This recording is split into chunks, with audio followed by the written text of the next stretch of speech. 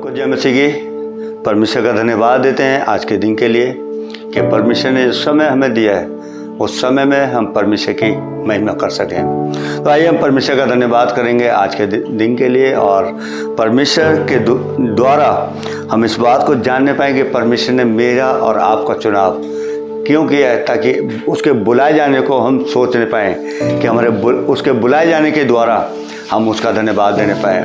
क्योंकि जैसे वचन में लिखा है कि जब दाऊद की एक चाहत की या उसकी डिजायर से एक ख्वाहिश थी कि परमेश्वर के लोग हमेशा उसकी आराधना में बने रहें, उसकी आराधना करते रहते कि उसकी आराधना के द्वारा उसके लोग हमेशा उस परमेश्वर के अंदर सुरक्षित रहने पाएँ। क्योंकि पौलुस को एक डर था, एक उसके अंदर एक यही खौफ था कि शैतान कहीं परमेश्वर के लोगों को भरमा ना दे, उसको उनके अंदर कोई भी ऐसा काम ना करे जिसके द्वारा लोग बहकर उस शैतान के चुंगल में जाने पाए। जैसे मैं एक आयत पढ़ना चाहता हूँ आपके लिए।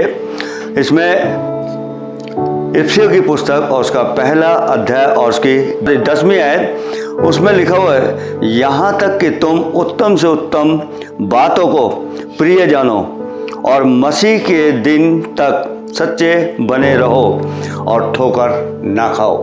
हाँ परमेश्वर के लोगों, परमेश्वर ने मुझे और आपको जब बुलाया तो हम उसके वचन में उसके प्रिय जन बनकर मसीह के दिन तक एक सच्चे विश्वासी जन बने रहे। एक सच्चे जन विश्वासी का मानना यही है कि मेरा परमेश्वर मेरे साथ है, क्योंकि विश्वास के द्वारा ही चलना हम सब के लिए अनिवार्य है। कहीं भी जब हम कमज़ोर पड़ते हैं, कहीं भी हम कुछ ऐसी चीज़ें आ जाती हैं हमारे जीवन में, जो कई बार कोई भी ऐसी परिस्थिति आती है जिसके द्वारा एक विश्वासी जन भी ठोकर खा जाता है। लेकिन पौलुस कहता है कि मैं डरता हूँ कहीं शैतान तुम्हें भरमा ना दे, कहीं शैतान तुम्हारे मनों में कोई भी ऐसी बात ना डाल दे जिसके द्वारा तुम परमेश्वर के अनुग्रह से वंचित रहने पाओ।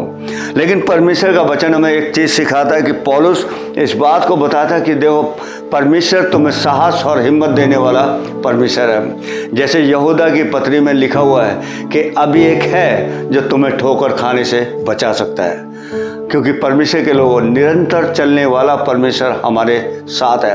आज शायद बहुत से लोग परमेश्वर के अनुग्रह से, परमेश्वर के बादशाह से या उसके विश्वास से अलग हो चुके हैं। इस कोरोना की बीमारी को देख के या महामारी को देखकर आज बहुत से लोग पीछे हट गए हैं। लेकिन घबराइए मत खुदा के लोगों के, हम इस बात का विश्वास करिए कि जब परमेश्वर ने मेरा चुनाव किया है तो मेरा छुड़ाने वाला, मुझे संभालने वाला, मेरी सहायता करने वाला हमेशा मेरे साथ है। क्योंकि शैतान मुझ में कुछ भी कार्य नहीं कर सकता।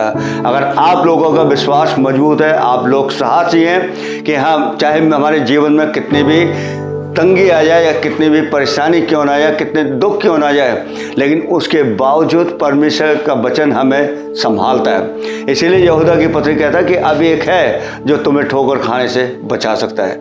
इसलिए उसमें बने रहिए, उसका धन्यवाद करिए ताकि परमेश्वर की महिमा आपके द्वारा और भी आगे बढ़ने पाए।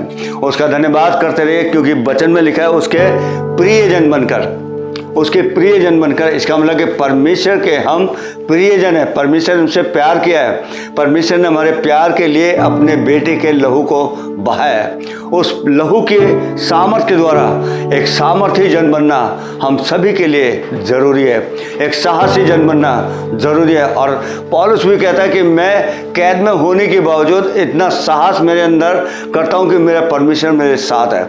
उस कैद के अंदर भी मैंने सुसमाचार की ही उन्नति को या उसकी बढ़ती को ही किया है। मैंने अपने लिए नहीं वरन परमेश्वर की महिमा के लिए सब कुछ करने के लिए तैयार हूँ। खुदा के लोगों, आज आप कितने तैयार हैं? आप कितने उसके लिए तैयार होकर परमेश्वर की महिमा को बढ़ाना चाहते हैं? एक सच्चे विश्वासी जन के साथ रहकर, सच्चे जन के साथ रहकर कि हाँ मेरा परमेश्वर सच्चा है और मेरा बुलाने वाला एक विश्वास योग्य परमेश्वर है। उसने जब मुझे बुलाया तो मेरा बुलाने वाला सच्चा, और वो मुझे कभी भी नहीं छोड़ेगा।